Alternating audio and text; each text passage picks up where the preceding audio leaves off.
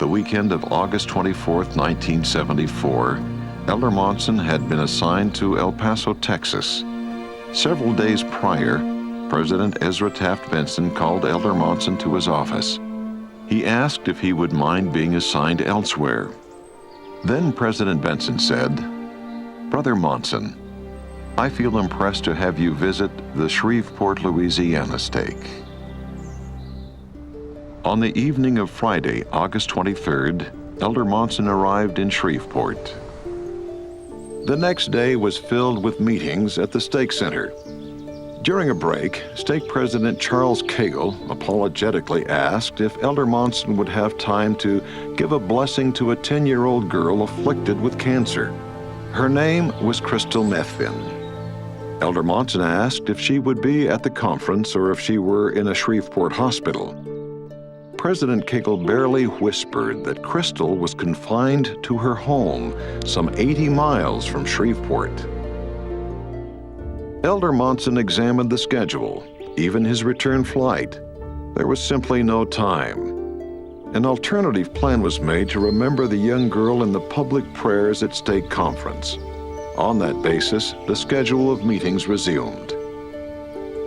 When we were informed that Elder Monson could not come, we were deeply disappointed. When the tumor had spread to the lungs and the brain, we had decided that we wanted to take Crystal to Salt Lake and have her given a blessing by a general authority. We looked at a picture of the general authorities, and we looked at a picture of Elder Thomas S. Monson, and we showed Crystal this picture. And she looked at it, and she said, "He looks like a very nice man. I think he's the right one." We never made that flight to Salt Lake due to her health situation. We knew that she could not make the flight. We informed her that it wasn't going to happen. Her response was, "Well, if I can't go to Elder Monson, then surely he can come to me."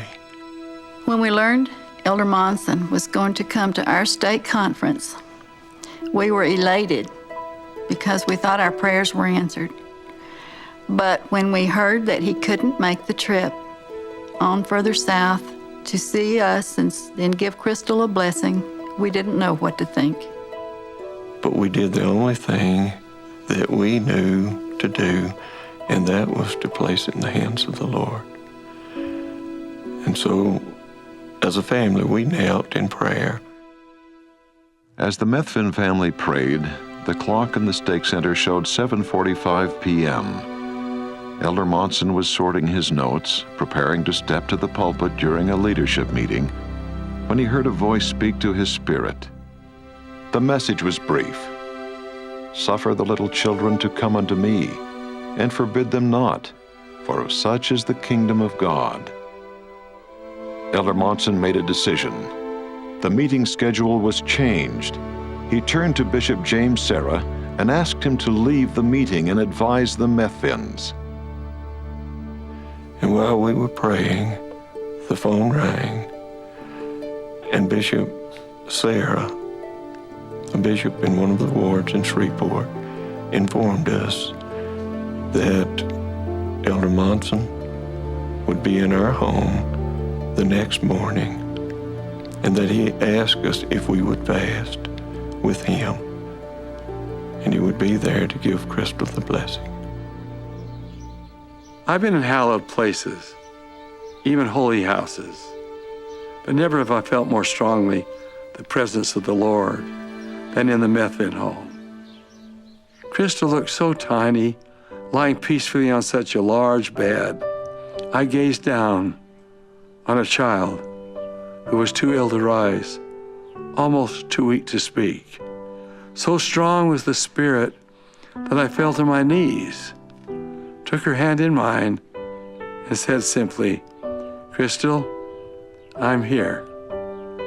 She whispered, "Brother Monson, I just knew you would come." I looked around the room. No one was standing.